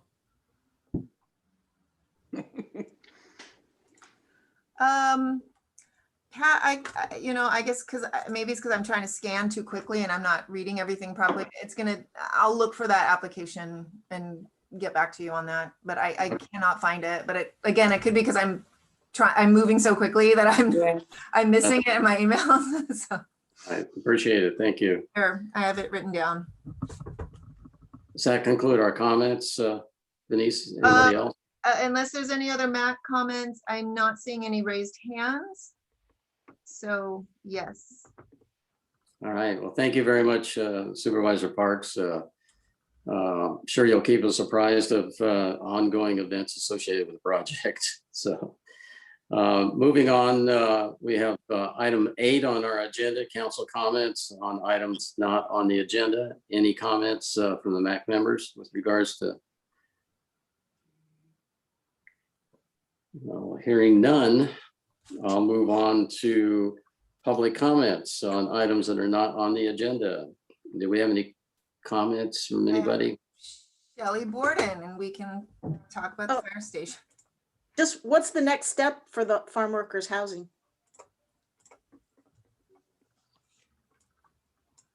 Oh, is Linda? Oh, no, Linda's here. Oh, is it? Yeah. What would be the next step? I would imagine there may be some more permits that they may have to get. I don't know specifically. Typically, yeah. they just start with all the conditions. They just work their way down through the conditions of the development. I mean, they've got fire department conditions, public works conditions, transportation conditions. I mean, they got a plethora of conditions that they have to go through. So that's their next step, is they have to determine. And then I'm sure financing is going to be an issue for them. So they've got to get the financing before they even hardly start that process. So Yeah. it's going to be a long road. So. And things may change, and they are deliberately phasing it. So they may not put as many in. So we'll see where that goes. First phase is one, and then one section of the apartment building. So we'll see where it goes.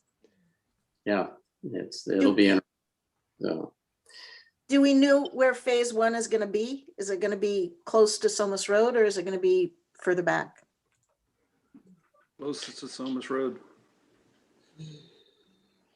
Closest to Somis Road? Yes. Gotcha.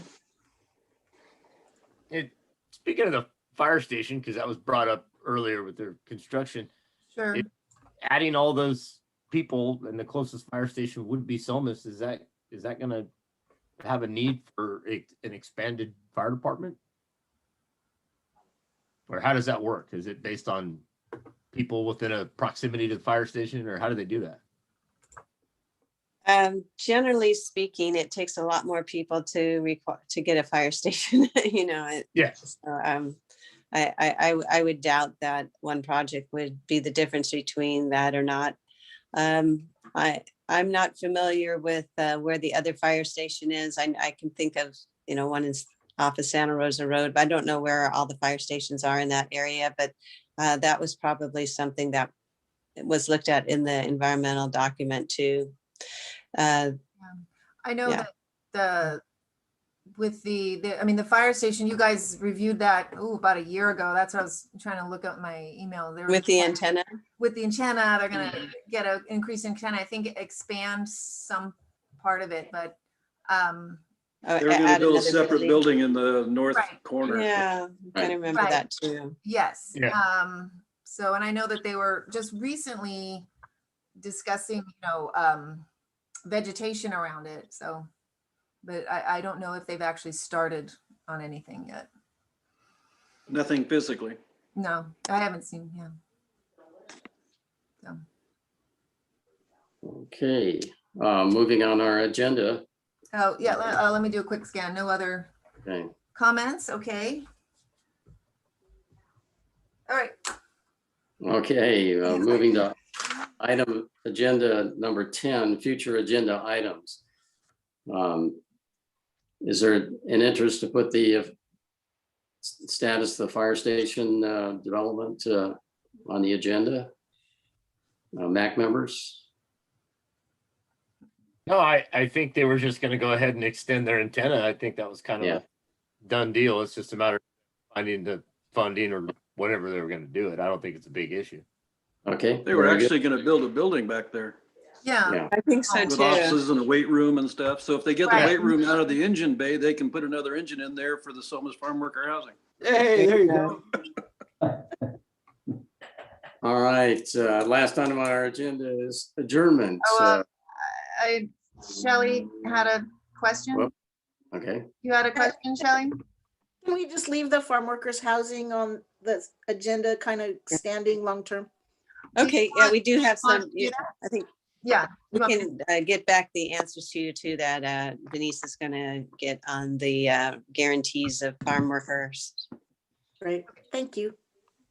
So yes, so I've got fire station. Did you want to add the fire station or no? I mean, I can it's something I can follow up on, and we can do it. I can give you an update. Supervisor Parks can add it to her comments.